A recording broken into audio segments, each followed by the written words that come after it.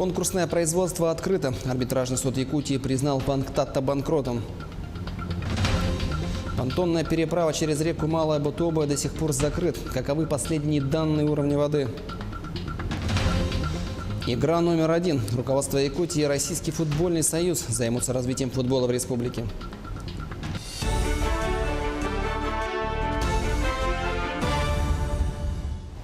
В эфире новости. В студии работает Андрей Погорелов. Мы расскажем о главных событиях.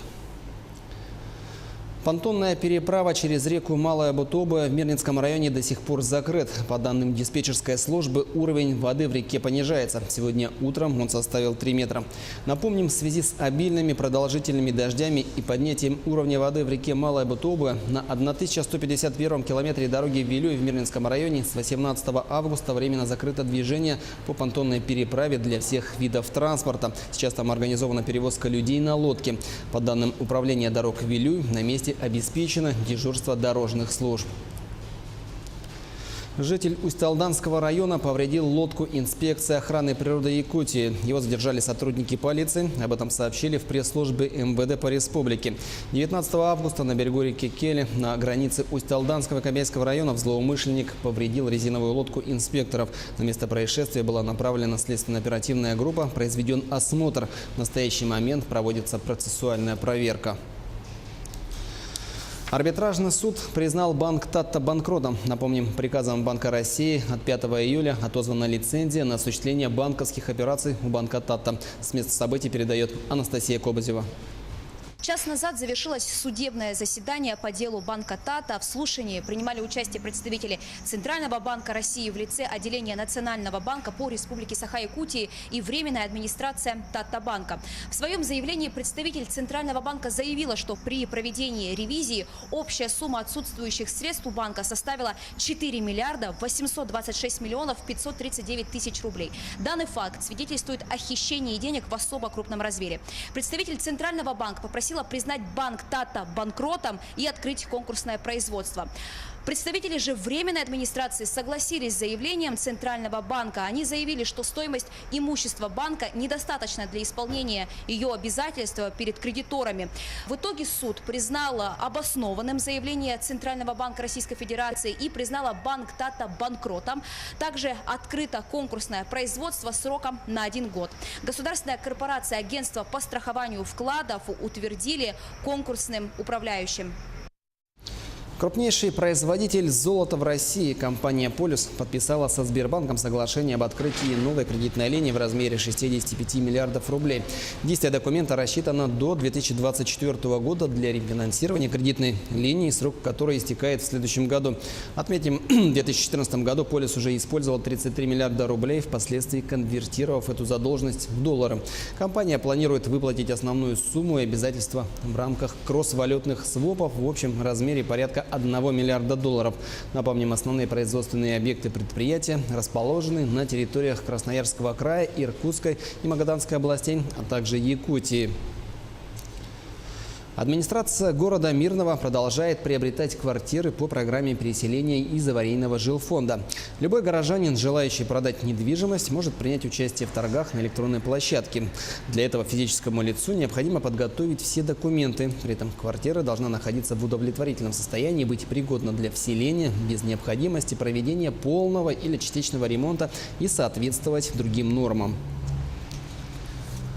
Руководство Якутии и Российский футбольный союз займутся развитием футбола в республике. Асан Николаев встретился с делегацией РФС.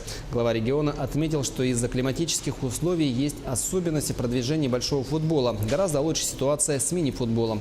Помогает и футбольный бум, который прошел в России после домашнего чемпионата мира. Легендарный российский футболист Алексей Смертин отметил в ходе встречи, что в Якутии есть все условия для развития игры номер 1. Однако обязательно нужна собственная профессиональная команда. Перед ними должна быть цель, то есть играть в местной команде прежде всего. Потому что, да, можно мечтать там о Барселоне, Реале, Челси или там, скажем, Спартаке и Динамо Москва, но прежде всего должна быть местная команда. Я мечтал попасть на стадион Динамо и играть за Динамо Барнаул, а не за Динамо Москва или там Челси. И это абсолютно нормальное желание, то есть как бы логично укладывается в голове ребенка. Поэтому, конечно, было бы здорово, если была профессиональная команда в республике. Высокий уровень исполнительного искусства и постановочной культуры. В столицу региона прибыл Татарский государственный академический театр имени Камала. В его составе 38 человек. Гостей по обычаю встречали девушки в национальных костюмах обрядом кумысопития. Татарская община Тугуньяк также приехала встречать своих земляков.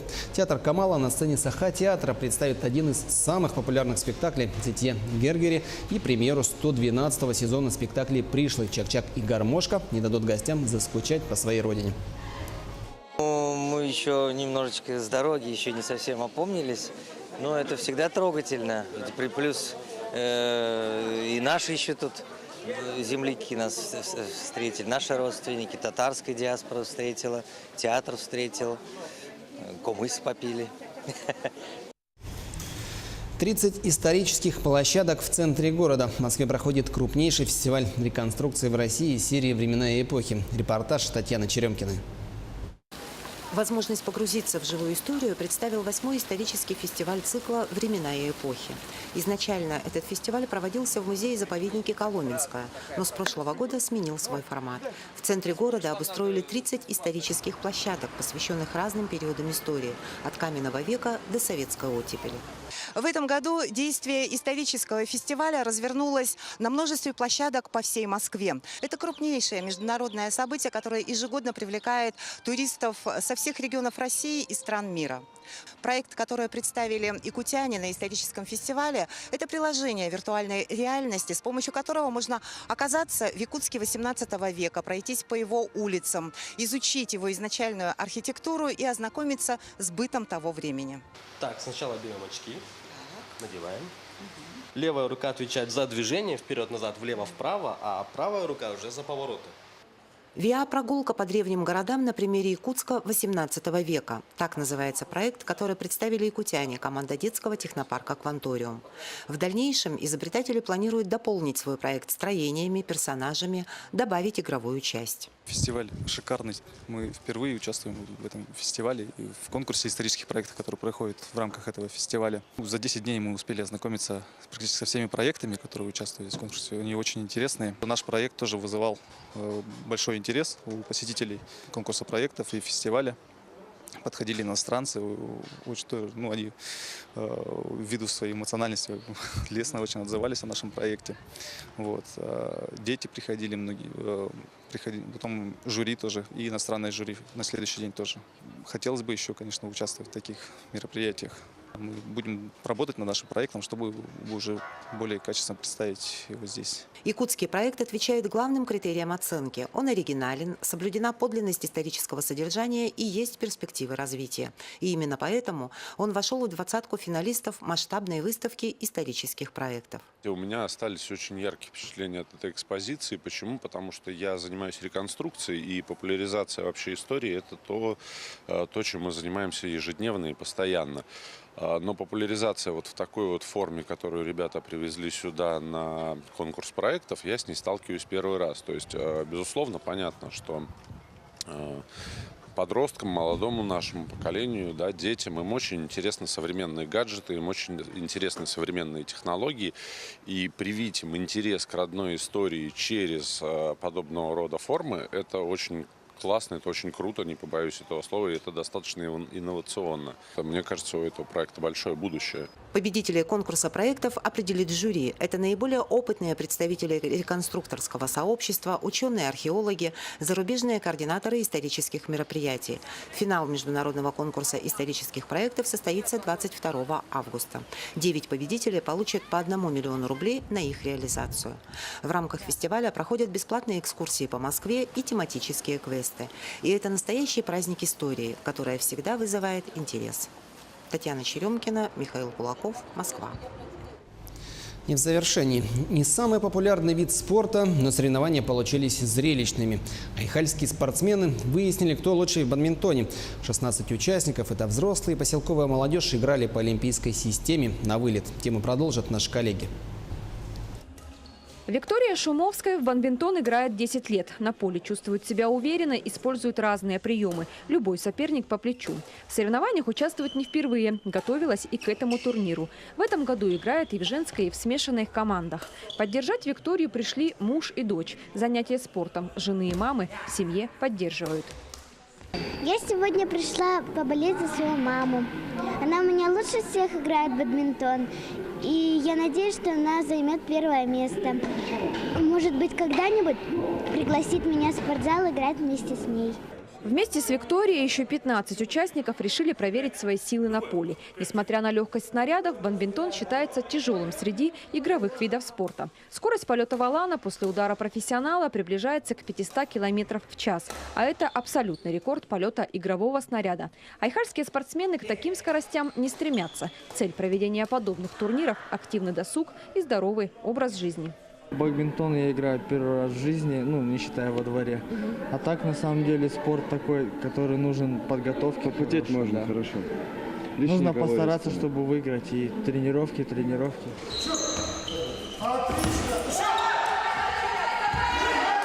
Сегодня в бадминтон в Айхале играют и взрослые, и молодежь поселка. Они и стали участниками открытого турнира. Заявились 8 смешанных, 5 женских и 5 мужских команд. Они и соревновались за призовые места. Играли по установленным в Федерации бадминтона правилам, олимпийской системе на вылет.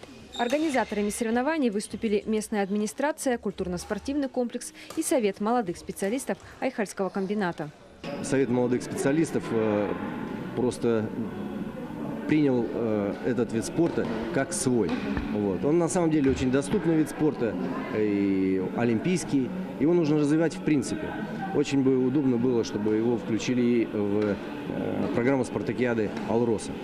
В бадминтон в Айхале играют давно, тренировались еще в старом спортзале «Энтузиаст». Соревнования в то время не проводили. Сегодня любители бадминтона тренируются в спортивном комплексе «Алмаз». Этот вид спорта с каждым годом набирает популярность. Хотим рассмотреть этот вид спорта как выездной. То есть на уровне соревнований, которые проходят по России. Я думаю, мы играем не хуже тех, кто играет у нас в Сибири. Десятки игр определили победителей и призеров. Как и в любом виде спорта, были и неожиданные результаты. Среди мужских команд первое место у Андрея Осокина и Данила Лукашова. Дуэт Светланы Шаталовой и Ксении Хулап стал сильнейшим среди женских команд. Лучше всех Светлана Шаталова сыграла и в смешанном дуэте вместе с Федором Цыганковым. Все были отмечены грамотами и ценными призами. Молодежь сегодня, я вижу, для них игра – это способ выплеснуть энергию свою, то есть вложить силу в каждый удар, побегать. Принес награды турниры Виктории Шумовской. Готовилась не зря. Второе место среди женских команд и специальный приз за красивую игру. Впереди у любителей бадминтона тренировки. Через год они снова встретятся на состязаниях, чтобы показать свои возможности и выявить сильнейших в этом виде спорта. Оксана Мезенцева, Денис Хазов, телеканал «Алмазный край». У меня на этом все. В студии был Андрей Погорелов. До встречи в эфире.